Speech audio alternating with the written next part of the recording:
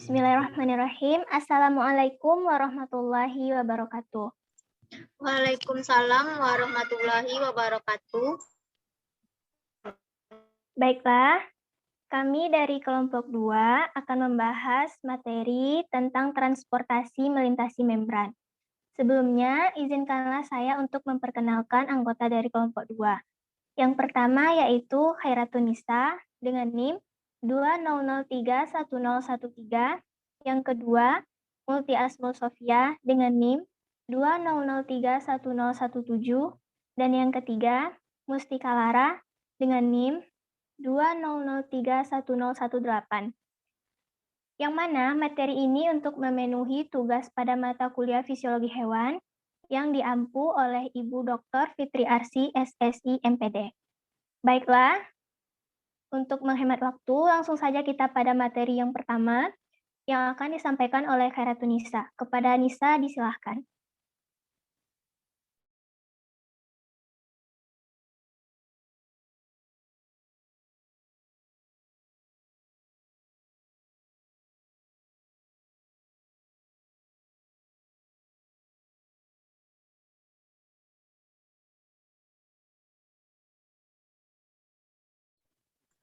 Baiklah, terima kasih kepada moderator.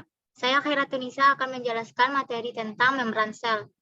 Membran sel atau dalam bahasa Inggrisnya sel membran, plasma lemma adalah membran semipermeabel pada sebuah sel yang mengelilingi dan membungkus isi sitoplasma dan nukleoplasma.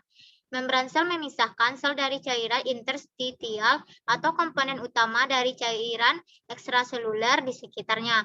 Pembentukan membran sel dilakukan dengan bahan dasar berupa lipoprotein yang dibentuk oleh lemak dan protein. Membran sel mengontrol pergerakan zat ketika masuk dan keluar dari sel dan organel. Dengan cara ini, ia secara selektif dapat ditembus ion dan molekul organik.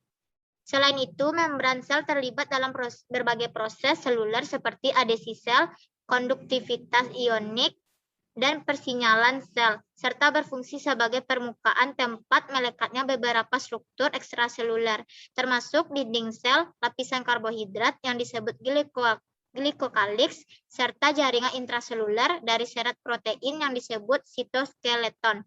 Dalam bidang biologi sintetik, membran sel dapat dirakit kembali secara artifisial. Pergerakan substansi melintasi membran. Secara umum, mekanisme transport pada membran adalah proses keluar masuknya molekul melewati membran sel. Berbagai macam molekul seperti glukosa, oksigen, dan karbon dioksida senantiasa harus melewati membran sel untuk keluar masuk sel dalam proses metabolisme. Metabolisme sendiri merupakan aktivitas untuk memenuhi kebutuhan energi yang diperlukan untuk hidup. Salah satu fungsi dari membran sel adalah sebagai lalu lintas molekul dan ion secara dua arah. Molekul yang bisa melewati membran sel selang lain ialah molekul hidrofobik, yaitu CO2, O2, dan molekul polar yang sangat kecil, yaitu air dan etanol. Sementara itu, molekul lainnya seperti molekul polar dengan ukuran luhur, glukosa, ion, dan substansi hidrofilik membutuhkan mekanisme khusus supaya bisa masuk ke dalam sel. Transport membran selain merupakan sebuah proses gerakan, ternyata sangat dipengaruhi oleh interaksi antara membran sel dengan molekul-molekul yang ditransport. Jumlah molekul yang masuk dan keluar membran menyebabkan terciptanya lalu lintas membran.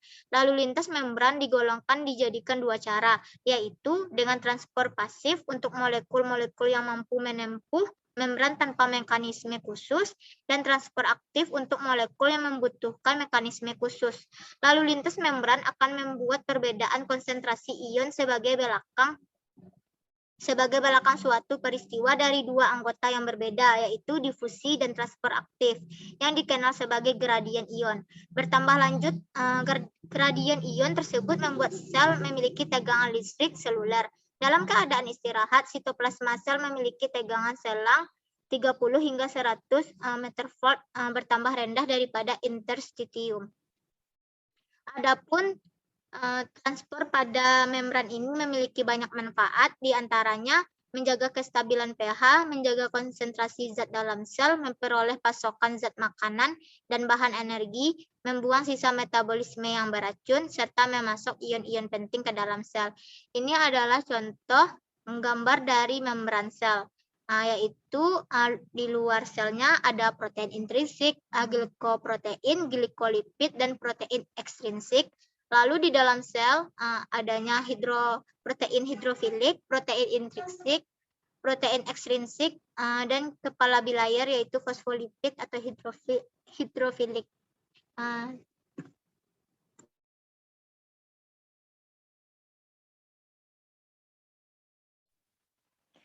Baik, untuk materi selanjutnya akan saya sampaikan sendiri, yaitu mengenai pergerakan pasif melintasi membran sel hewan yang terbagi atas difusi terfasilitasi, difusi dipermudah, lebih tepatnya difusi sederhana, dan osmosis.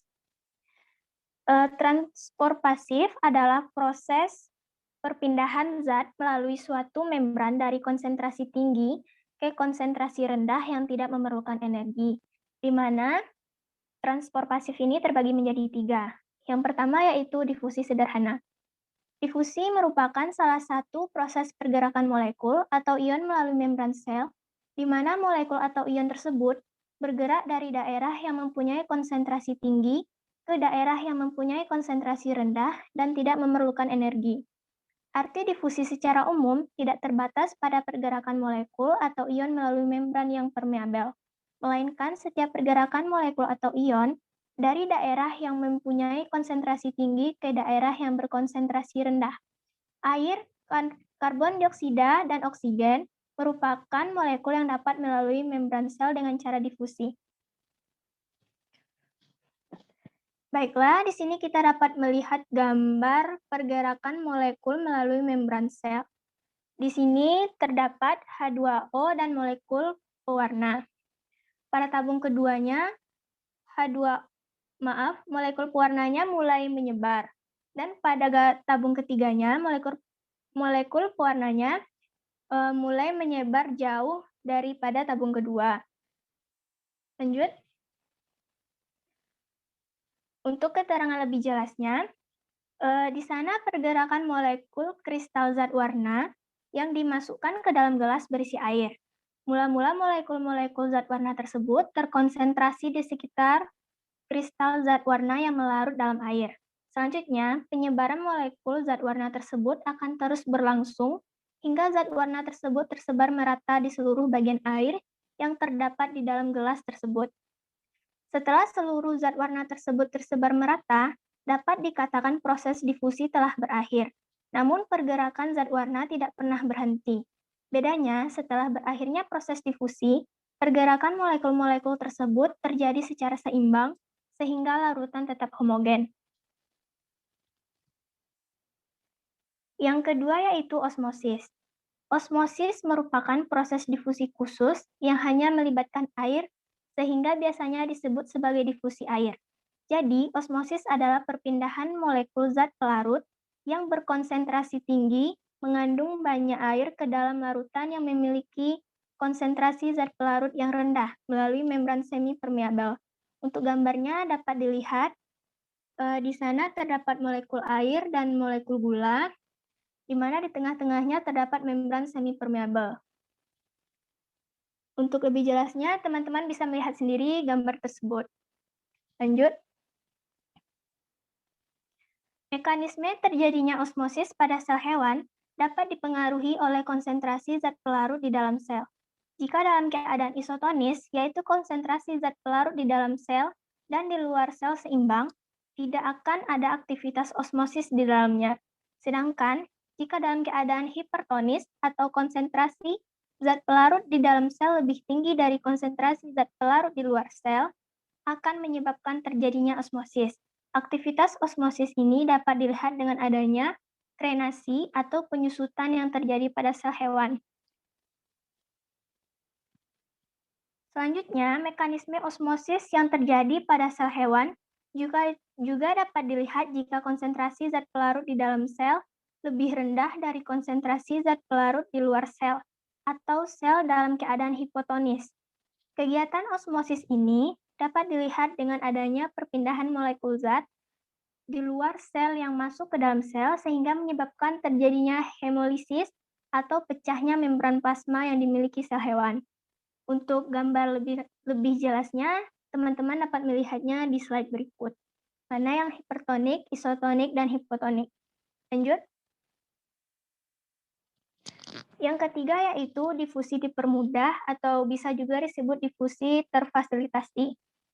Pergerakan molekul dalam proses ini dibantu oleh suatu protein karir yang bertindak sebagai pengangkut. Meskipun molekul yang akan diangkut cukup besar, dengan bantuan protein pengangkut, maka molekul tersebut dapat menembus membran sel. Contohnya adalah pengangkutan glukosa oleh protein pengangkut melalui membran sel dengan berikatan pada protein tersebut. Maka glukosa menjadi larut dalam lipida. Dengan demikian, molekul tersebut dengan mudah dapat bergerak melewati molekul lipida bilayer. Untuk gambarnya, teman-teman dapat melihat. Lanjut. Selanjutnya, kecepatan bergerak di molekul difusi dipermudah ini lebih cepat daripada difusi biasa. Tetapi, kecepatan gerak tersebut juga bergantung pada beberapa faktor. Yang pertama yaitu gradien konsentrasi, yang kedua tersedianya protein pengangkut, dan yang ketiga kecepatan protein pengangkut dalam mengikat zat yang akan diangkutnya. Selain itu, difusi jenis ini dipercepat oleh hadirnya hormon insulin. Dengan adanya insulin, maka penyerapan gula darah oleh jaringan melalui proses difusi dipermudah akan menjadi lebih cepat. Baiklah, sekian materi dari saya. Untuk materi selanjutnya akan disampaikan oleh Mustika Lara. Kepada Tika, disilahkan. Baiklah, selanjutnya transport aktif. Transport aktif adalah pemompaan zat terlarut melintasi membran biologis, melawan konsentrasinya atau gradien konsentrasi.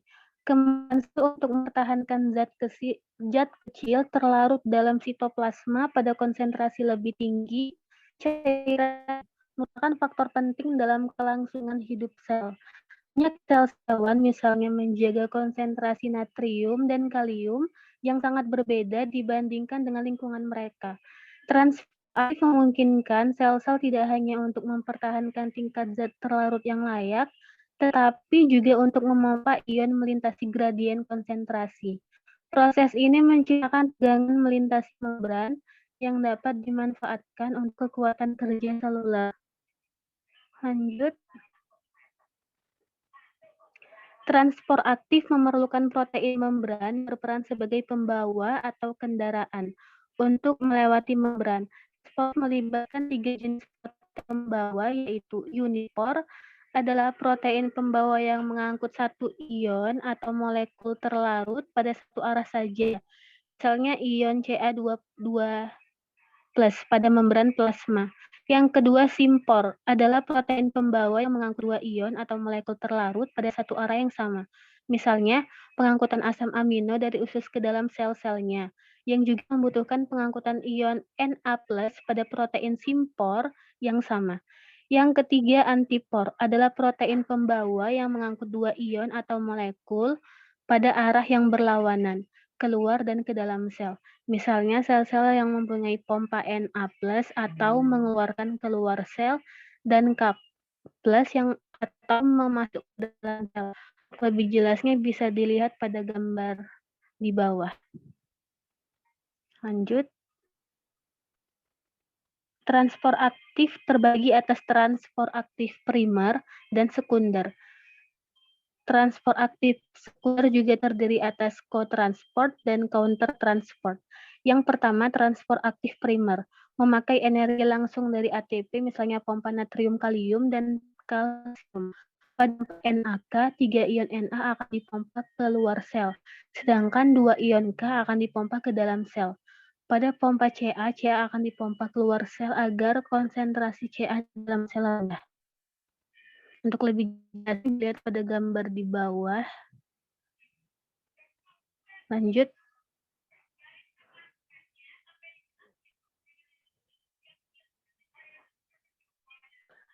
Yang kedua, transport aktif sekunder. Pada transport aktif sekunder dengan kotransport adalah transport jet yang mengaktifkan transport jet lain melewati membran plasma. Kotransport dibedakan menjadi dua, yaitu simport dan antiport. Disebut simport apabila kedua jet memiliki pergerakannya sama, dan disebut antiport apabila pergerakannya berlawanan. Contohnya mekanisme kotransport berupa pompa potasium dan sodium. Untuk jelasnya bisa dilihat dari gambar di bawah. Selanjutnya, fagositosis merupakan suatu proses di mana sel-sel tertentu yang disebut fagosit menelan atau memakan partikel lain. Secara bisa berbentuk suatu organisme bersel tunggal seperti amoeba atau salah satu dari sel tubuh. Dalam beberapa bentuk dari kehidupan hewan seperti amoeba dan spons, fagositosis ialah merupakan media makan. Dalam organ hewan, fagositosis ialah merupakan suatu reaksi defensif terhadap infeksi dan invasi tubuh oleh zat asing atau antigen. Untuk contoh fagositosisnya bisa dilihat dari gambar di samping. Lanjut. Untuk fungsinya, fagositosis memiliki banyak fungsi penting dalam organisme eukariot pada protozoa dan makhluk bersel tunggal lainnya. Misalnya, proses ini sangat penting untuk nutrisi karena sebagian besar makanan dicerna oleh rute ini. Di banyak organisme multiseluler, di sisi lain, fagositosis sangat penting untuk pertahanan spesifik dan tidak spesifik, yaitu untuk imunitas bawaan dan imunitas adaptif. Ini memiliki fungsi utama dalam penghancuran mikroorganisme penyerang patogen seperti bakteri, parasit, dan lain-lain. Dan juga terlibat dalam memulihkan kondisi normal di tempat-tempat di mana infeksi atau peradangan terjadi, yaitu penting untuk perbaikan luka. Juga dalam konteks imunologis, fagositosis sangat penting untuk proses presentasi antigen dan aktivasi limfosit spesifik dari sistem kekebalan tubuh atau sel B dan sel T yang berpartisipasi dalam pertahanan tubuh terhadap agen asing atau asing. Lanjut. Untuk prosesnya, yang pertama dalam sel terjadi deformasi membran, yakni guna membentuk kerucut kecil pada bagian dari materi. Yang kedua, selanjutnya terjadi penutupan di dalam sel pada sisi kerucut, memeluk partikel dalam membran sel untuk menciptakan apa yang dikenal sebagai fagosom atau vakuola makanan, seperti amplop kecil bahan yang dikelilingi oleh membran sel. Yang ketiga, berdasarkan jaringan, fagosom akan dilewatkan ke dalam sel untuk penyerapan oleh lisosom, yakni sebuah struktur sel yang mengkhususkan diri dalam mencerna bahan-bahan yang masuk ke dalam sel. Berikutnya, pada lisosom akan bekerja dan memecah fagosom ke dalam bahan komponen, melewati senyawa yang berguna pada struktur lain dalam sel, dan mengusir sisanya sebagai bahan limbah. Untuk gambar prosesnya bisa dilihat di gambar.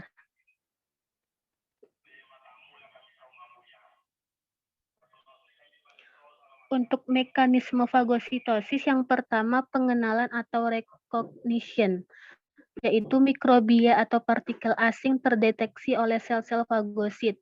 Yang kedua, pergerakan atau semotaksis. Apabila suatu partikel mikrobia telah dikenali, maka sel fagosit akan bergerak menuju partikel tersebut.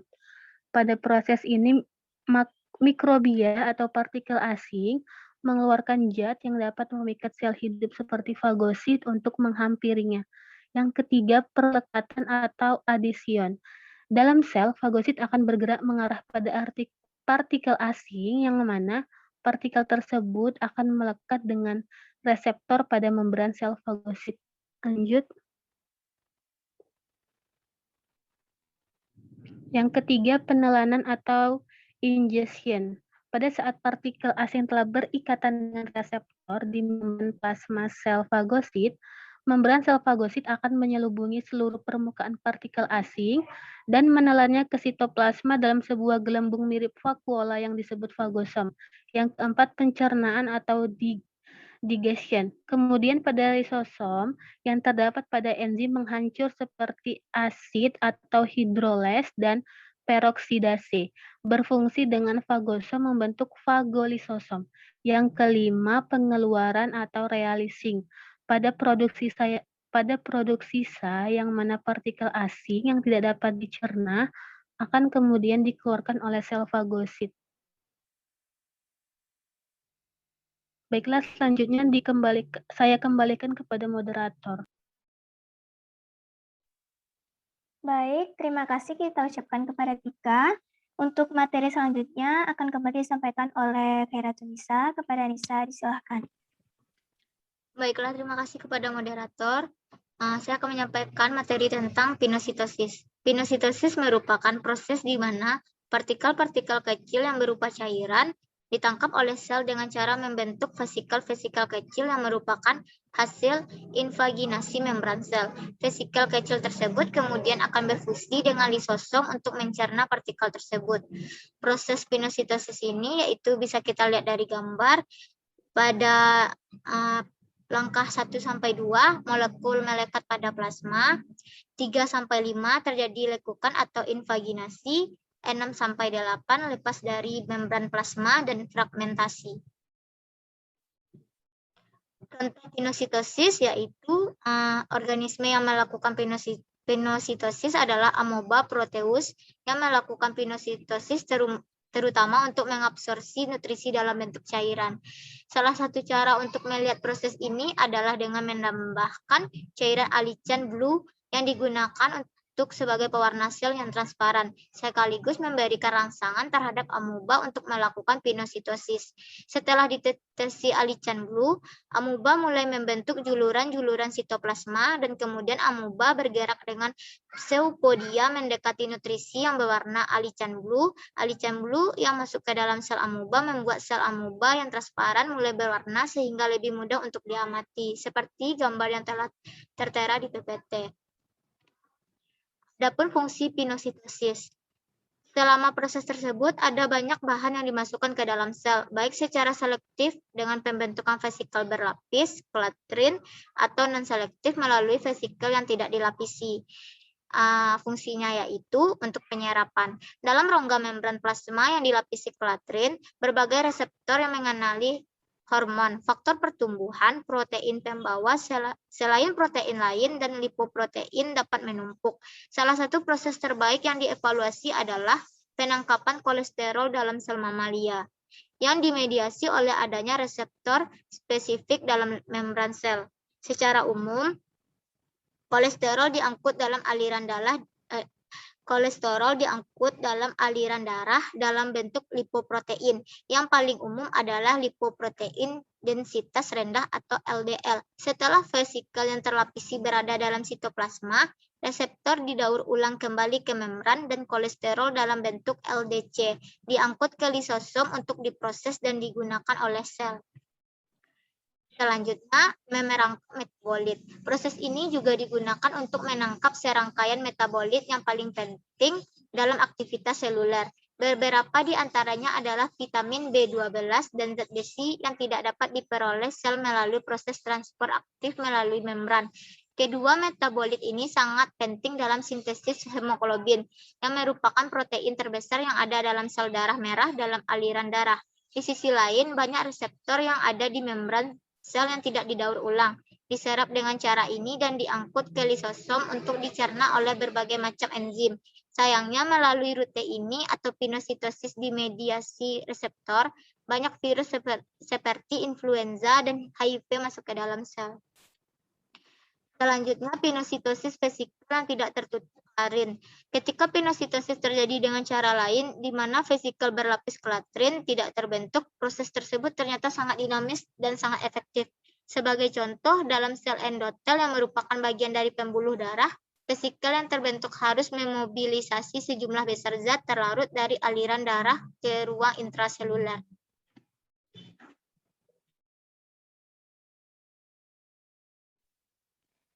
Baiklah, demikianlah materi dari kelompok 2. Dari materi ini dapat kita mengambil kesimpulan, yaitu membran sel adalah membran semipermeabel pada sebuah sel yang mengelilingi dan membungkus isi sitoplasma dan nukleoplasma. Selanjutnya, secara umum, mekanisme transport pada membran adalah proses keluar masuknya molekul melewati membran sel. Selanjutnya yaitu pergerakan substansi melintasi membran yang terbagi atas transport pasif, yaitu difusi sederhana, osmosis, dan difusi terfasilitasi. Lalu ada juga transport aktif yang terbagi menjadi transport aktif primar dan transport aktif sekunder. Selanjutnya juga ada fagositosis yang merupakan suatu proses di mana sel-sel tertentu yang disebut fagosit menelan atau memakan partikel lain. Dan yang terakhir, pinositosis yang merupakan proses di mana partikel-partikel kecil yang berubah cairan ditangkap oleh sel dengan cara membentuk vesikel-vesikel kecil yang merupakan hasil invaginasi membran sel. Baiklah, demikianlah kesimpulan dari kelompok kami. Terima kasih atas segala perhatiannya dan mohon maaf atas segala kekurangan. Saya, moderator dari kelompok 2, menutup presentasi pada kali ini. Wabillahi taufiq wal hidayah. Wassalamualaikum warahmatullahi wabarakatuh. Waalaikumsalam warahmatullahi wabarakatuh.